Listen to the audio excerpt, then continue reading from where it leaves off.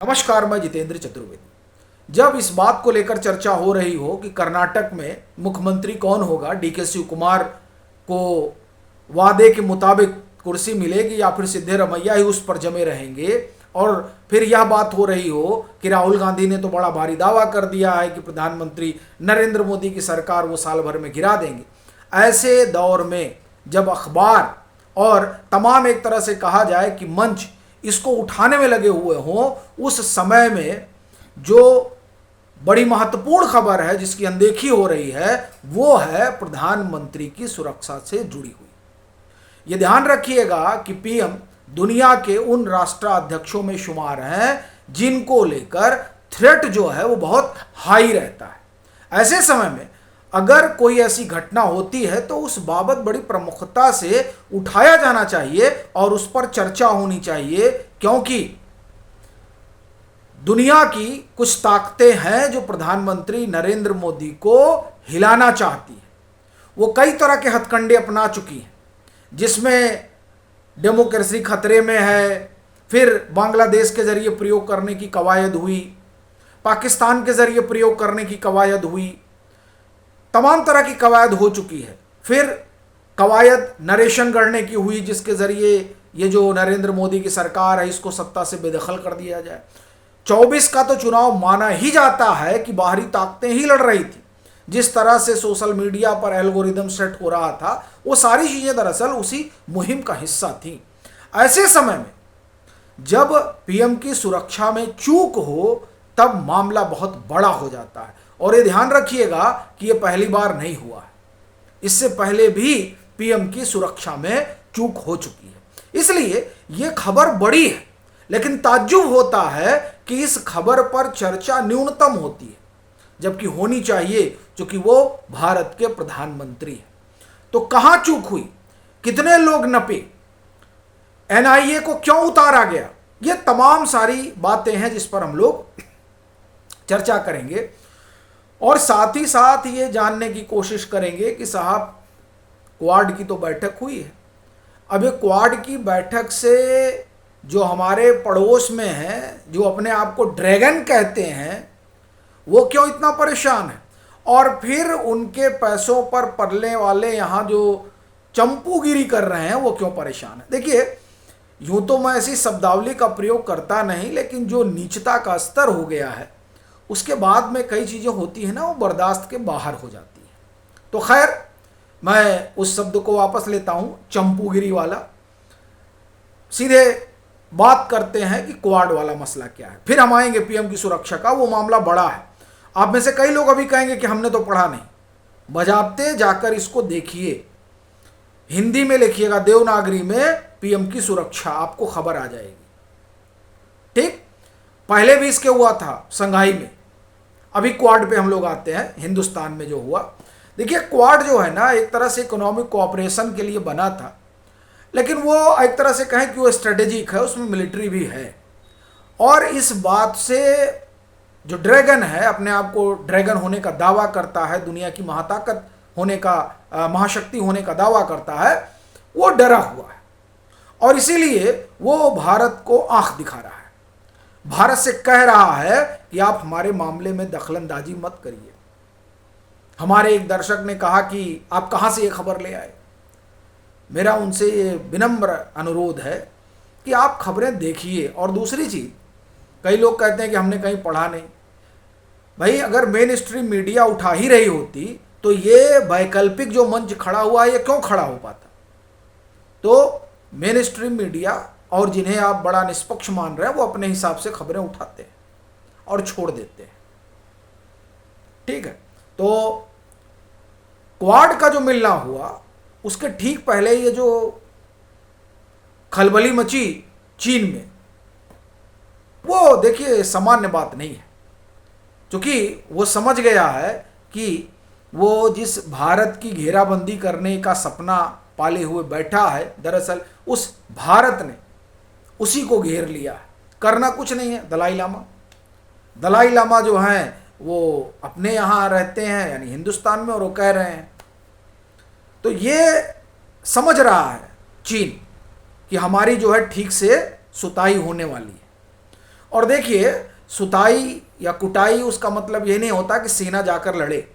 Diplomacy में चीज़ें जो हैं वो हमेशा सीमा पर लड़ाई लड़के नहीं जीती जाती हैं। डिप्लोमेसी में चीज़ें डिप्लोमेटिक तरीके से होती हैं और खेली जाती हैं। ठीक है, जैसे मार्को रूबियो आए, मार्को रूबियो को विदा करने कोई भी बड़ा अधिकारी नहीं गया।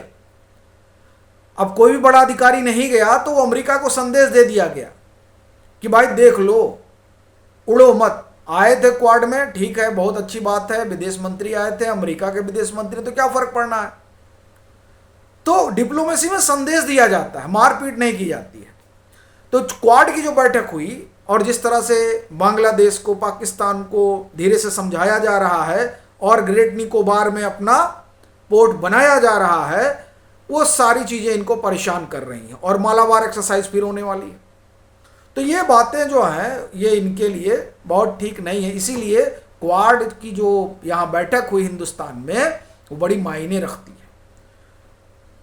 तो चीन का आप एक तरह से कहें कि परेशान होना लाजमी है, क्योंकि जितने मोहरे उन्होंने बिछाए थे वो सब पिट चुके हैं। अब हम आते हैं पीएम की सुरक्षा वाला मसला। देखिए, ये बात 10 मई की है। उस समय भी हमने खबर की थी तो अपने कई एक दर्शकों ने कहा था कि मैंने कहीं खबर पढ़ी ही नहीं। तो खैर, नहीं पढ़ी तो फिर खोज लीजिएगा।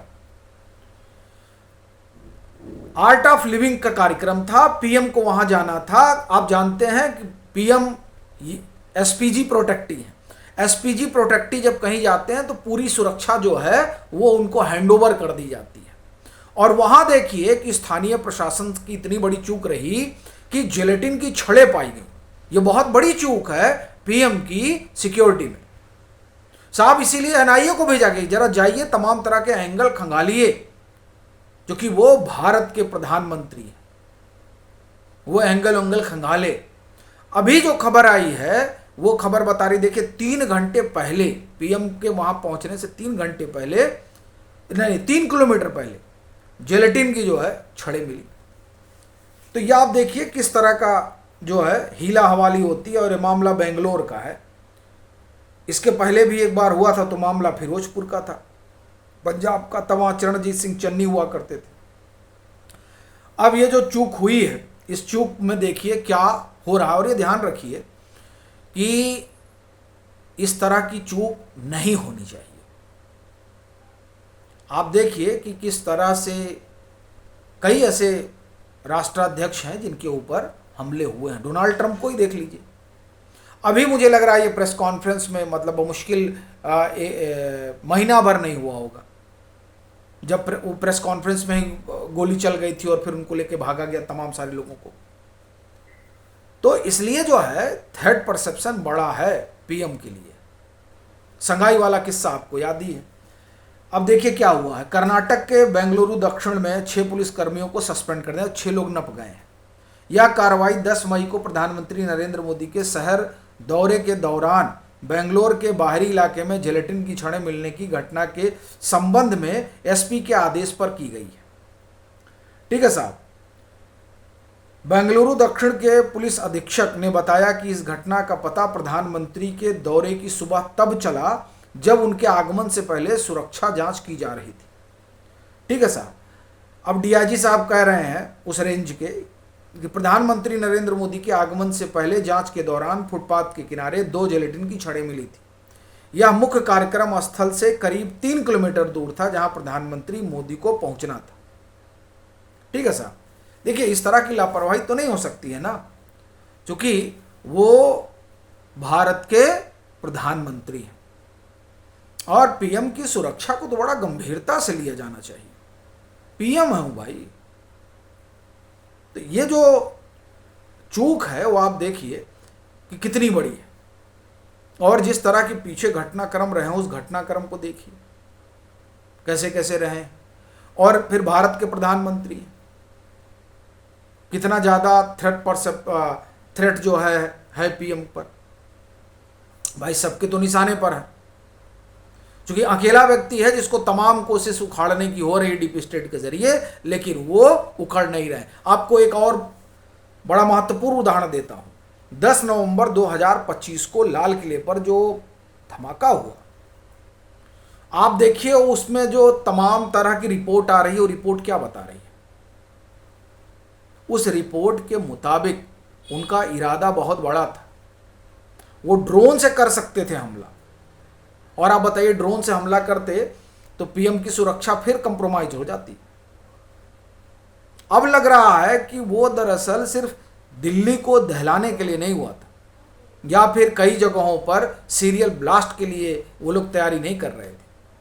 वो लोग तैयारी दरअसल एक तरह से कहें कि पूरे देश को डराने की कर रहे थे, क्योंकि अब आप ड्रोन है तो आपका ड्रोन कहीं चला जाएगा।